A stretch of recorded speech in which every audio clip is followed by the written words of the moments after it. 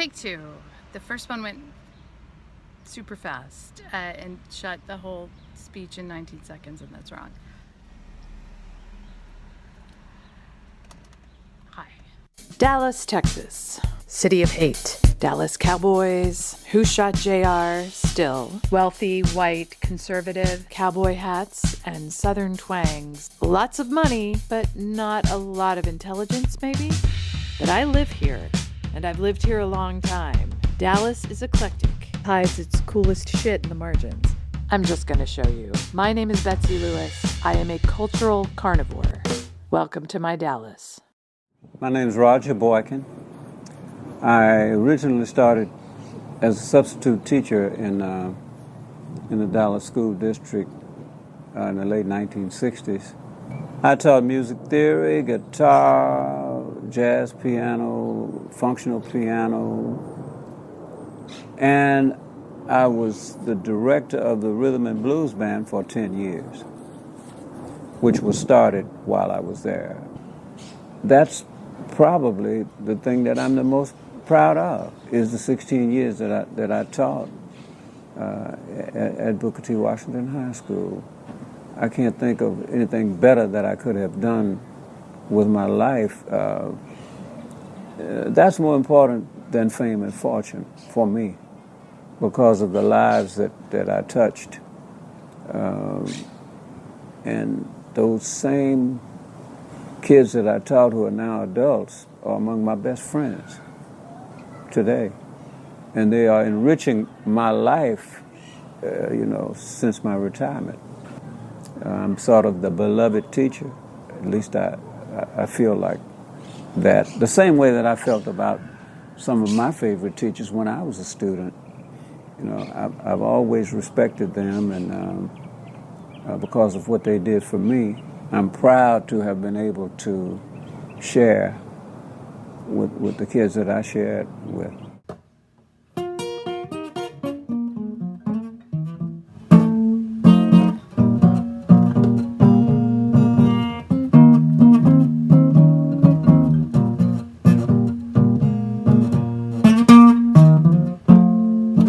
You can't get blood from a turnip.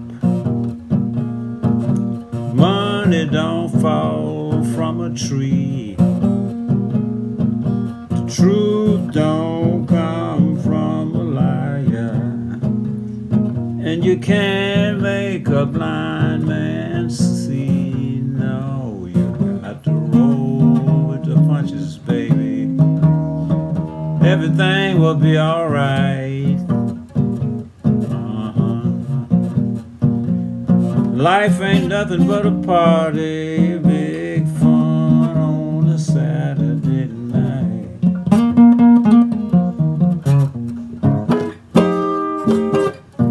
You can't change the spots on a leopard.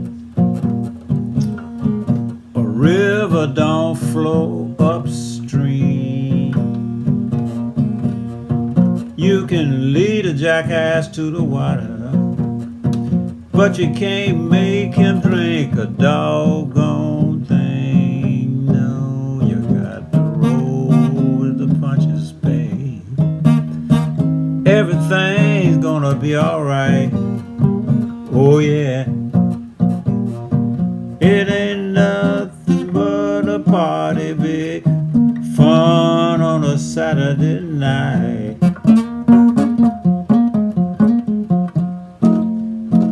If it don't fit, baby, don't force it. If the milk spills, baby, don't cry. You can strap wings on a monkey, but you know you can't make him fly. No, you got to roll with the punches, baby. Everything gonna be alright. Oh yeah. Life ain't nothing but a party, big fun on a Saturday night. It ain't nothing but a party, big fun on a Saturday night.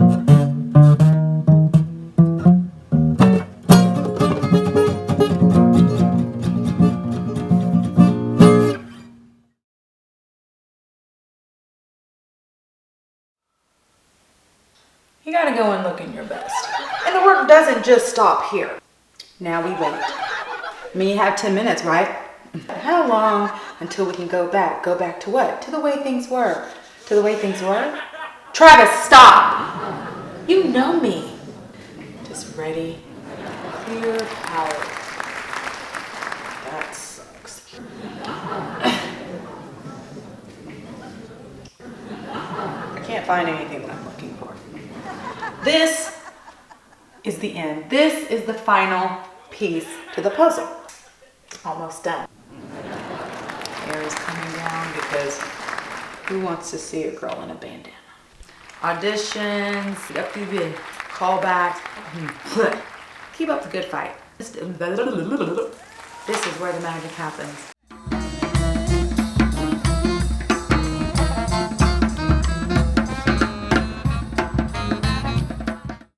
If you have an idea for a teaching hero for a future episode, please email culturalcarnivore@gmail.com. Got the next 2 or 3 lined up. After that, I'm going to need suggestions. I would also love to see other, maybe more mainstream media outlets in Dallas just steal this idea, because I can't cover everybody who deserves being covered. When you make a suggestion, please know that just as Roger Boykin performed an original song in this episode, there must be a performance or demonstration of some kind for any teacher you suggest, and that can be anything. I make the decisions on that. So Gmail me with that.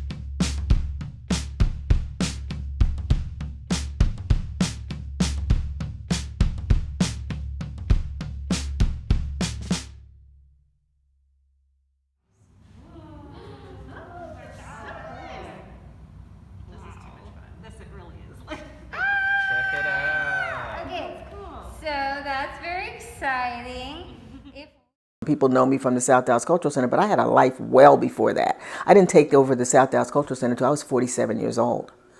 And I had been here since I was 30. So that was 17 years of doing things like running D-Art Visual Arts Center, like being the artistic director for Imagination Celebration, like, with Brad Goldberg managing the biggest public art project in the city, which was the Convention Center art project, to designing the Dart art project. I did a lot of other things that people don't remember, or some people do, but a lot of people who knew me because I was almost 20 years at the South Dallas Cultural Center think that's all I did. The main thing is I came and designed the whole city's funding program for everybody other than the majors, which they didn't have before I designed it. So, there's a lot of stuff that I've done that I am very proud of and was all in service to the artistic community. I've made a mark, and I'm not shy about saying that. It's like I know that I have made a major mark on the cultural community of Dallas, and I'm proud of that. And I continue to do that, even though I'm not operating on the level that, some might want me to, because, people will pull you every way but loose. And I now choose, like I've chosen to work with Bart Rice with the Dallas Video Association, because I thoroughly approve of what Bart has done with that organization. I've chosen to still stay as on the advisory board of Lumen Education, which used to be East Dallas Community School. That's where my kids went to school. I was on the board there for a number of years. I've chosen to stay on the advisory board for Teatro Dallas. I will never not be a part of their organization. So there are things that I'm doing that I feel I'll never not do in the cultural world, but they're not pulling me the way they. I mean, like I only serve on the board of Vignette and Dallas Video Association at this point. That's it. I'm on the advisory boards of a couple of other organizations, like WordSpace and East Dallas, Lumen Education, and a couple of other organizations like that. So, it's what I want to do. I'm doing what I want to do at this point. And I tell people all the time, I'm not being paid to do the stuff I was doing at the center. So don't ask me to do certain things because I'm going to tell you no. But then there are things I choose to do. I think the biggest thing Dallas gets wrong is underestimating its own talent in this town. Because this town has talent abounding in every arena, and especially in the arts. I've not had any second thoughts about being here where the cultural world is concerned. The only thing I missed when I came here, and I still miss to a certain extent, is black theater, because I had access to New York and I was always seeing, very professional black theater, and that's still coming along in this town. But everything else, the music, I'm a big jazz fan because I come from a long line of jazz musicians and, spent a lot of time in jazz clubs in New York and Philadelphia. And these musicians are, bar none, the best. Unfortunately, they don't necessarily get known outside of Texas.